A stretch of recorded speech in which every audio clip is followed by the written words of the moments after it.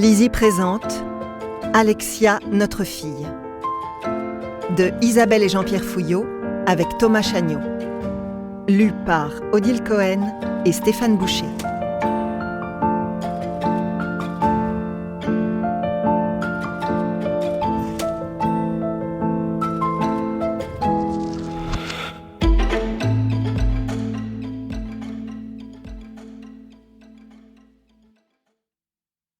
Isabelle et Jean-Pierre Fouillot sont les parents d'Alexia et de sa sœur aînée Stéphanie. 2 ans après le drame, ils ont vendu leur commerce, un bar-restaurant qu'ils tenaient depuis 14 ans. Ils sont aujourd'hui retraités et se consacrent à leur famille, et notamment à leurs 2 petits-enfants. Thomas Chagnaud est auteur et producteur.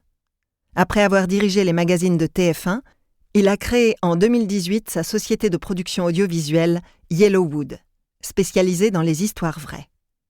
Il est aussi l'auteur de L'Assassin et de L'Autre. Préface. 29 janvier 2018, vers 23h.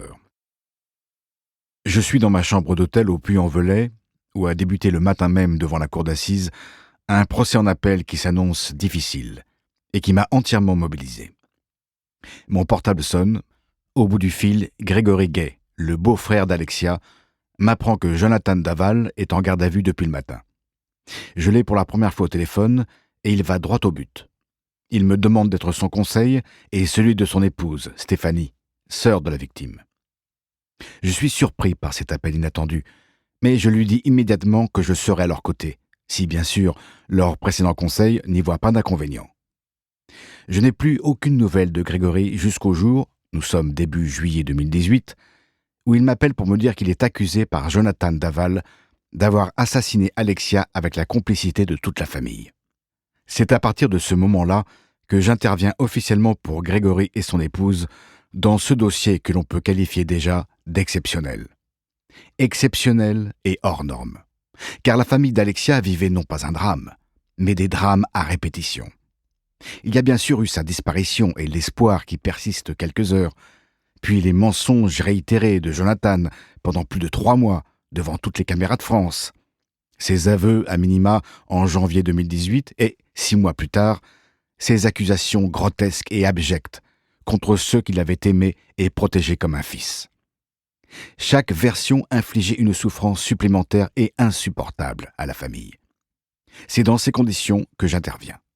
D'abord comme avocat de Grégory et de son épouse, ensuite de toute la famille d'Alexia, et notamment de ses parents, Jean-Pierre et Isabelle Fouillot. Souvenons-nous, la situation est invraisemblable. Toutes et tous sont des victimes de Jonathan Daval, mais ils sont présentés par ce dernier comme responsables de la mort d'Alexia. Je découvre alors 4 personnalités véritablement exceptionnelles. Ils sont abattus, dépités, amers mais déterminés et combatifs. Ils veulent connaître toute la vérité et entendent user de tous les droits que leur confère le statut des parties civiles.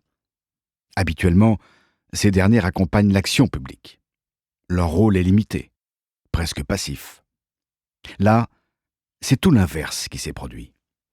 Isabelle, Jean-Pierre, Grégory et Stéphanie ont en effet chacun pesé de tout leur poids sur la procédure en cours, notamment en demandant une confrontation, ce qui à l'époque paraît incongru, mais permet d'obtenir les derniers aveux de Jonathan. Confrontation dynamique, qui débouche, grâce au savoir-faire du magistrat instructeur, sur la triste réalité. Le corps d'Alexia a été brûlé par Jonathan. J'ai été impressionné par leur détermination absolue, par leur courage et par leur force. Comment ne pas les admirer également, parce qu'en dépit de leur souffrance, ils n'ont jamais été dans l'outrance, mais sont toujours restés dans la mesure. Il est vrai que leurs convictions religieuses leur ont permis de conserver à l'esprit la notion de pardon. Ils étaient, sans le savoir, imprégnés de cette belle formule de Françoise Chandernagor : « Le pardon n'est pas au bout du chemin. Il est le chemin. » Le drame de cette famille, qui est devenue un peu la mienne, et celle de mes fils Jean-Hubert et Renaud, également avocats, m'a bouleversé et a bouleversé les Français. Je n'oublierai jamais les moments passés aux côtés d'Isabelle, Jean-Pierre, Grégory et Stéphanie. En un mot, je suis fier de les connaître et d'être devenu leur ami.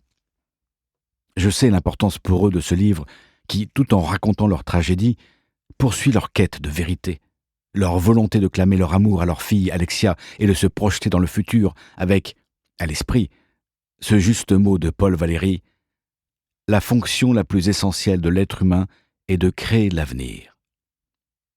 C'est d'ailleurs par ces mots que j'ai terminé ma plaidoirie devant la cour d'assises de Vesoul, à l'issue d'un procès dont l'institution judiciaire et ses acteurs, je pense naturellement au président de la cour d'assises, Mathieu Husson, peuvent être fiers. Gilles Jean Portejoie, avocat de la famille d'Alexia, ancien bâtonnier de l'ordre. Lundi 29 janvier 2018. Cela faisait 3 mois, jour pour jour, que l'on avait retrouvé son corps dans le bois des Moulins, à quelques kilomètres de chez nous, à Gray. Alexia était enveloppée dans un drap et dissimulée sous des branchages. Notre fille. Comble de l'horreur, son corps était brûlé au niveau du bas-ventre et des jambes. Comment supporter cela? Cette image que j'ai toujours refusé de regarder, je ne cesse de l'imaginer. Elle me hante. Chaque jour, chaque heure, chaque minute, je pense à ma fille.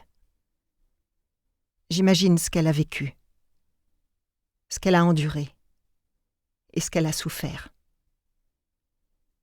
C'est peut-être cela qui me fait le plus mal. Savoir qu'elle a crié, qu'elle nous a appelés au secours et que l'on n'a pas été là, qu'on n'a rien pu faire pour l'aider. Comment vivre avec ça? Jean-Pierre non plus ne le supporte pas. Combien de fois m'a-t-il dit « Elle m'a appelé au secours et je n'étais pas là ». Nous ne pouvons toujours pas l'accepter. Depuis, notre vie s'est arrêtée net, brutalement, comme ça, dans le drame. Nous ne vivons plus. Nous savons juste qu'un jour nous la retrouverons. Que la vie est désormais pour nous une parenthèse. Une simple parenthèse qui, inévitablement, se refermera. Et c'est ce qui nous fait tenir. Car un jour, nous aussi nous mourrons et nous la rejoindrons. Ce matin-là, Jean-Pierre était parti depuis déjà longtemps quand j'ai ouvert les yeux. Le lundi est le seul jour que je m'octroie depuis que l'on a dû reprendre tous les deux le travail au bar, 3 semaines seulement après la mort de notre fille. Si je m'étais écoutée, je n'y serais jamais revenue. Il était trop difficile pour moi de recommencer comme si de rien n'était. Trop difficile de sourire, de dire bonjour, de préparer les menus, de cuisiner chaque jour pour 40 personnes qui très vite sont devenues plus de 60. Certains clients venaient encore pour mon omelette, qui avait fait la renommée du restaurant. Mais je savais bien que d'autres se déplaçaient désormais pour une raison bien différente. Ils étaient attirés par ce que nous vivions et venaient pour nous voir comme si nous étions des bêtes curieuses. De la cuisine, j'en remarquais certains guetter le moment où j'allais en sortir pour les servir. Ils me dévisageaient et attendaient que j'ouvre la bouche pour leur parler.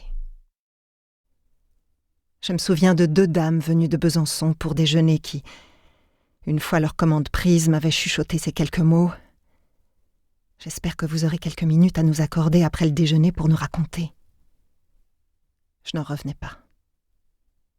Ces femmes étaient à 1000 lieues de savoir ce que nous endurions depuis ce jour où nous avions appris par la gendarmerie qu'un corps venait d'être retrouvé et qu'il s'agissait certainement de celui de notre fille. Comment osaient-elles me demander cela? Je me souviens que mon corps s'est immédiatement mis à trembler. Les assiettes de la table d'à côté, alignées sur mon bras, s'entrechoquaient dans un mouvement désordonné, tandis que je serrais les dents pour ne pas hurler. Sans dire un mot, je me suis précipitée vers la cuisine avant de m'effondrer sur une chaise pour pleurer.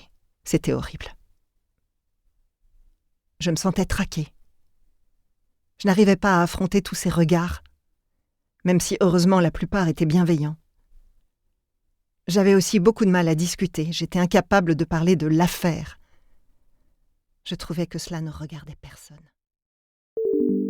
Nous espérons que vous avez apprécié cet aperçu. Pour continuer à écouter ce livre audio sur Google Play Livres, utilisez le lien dans la description de la vidéo.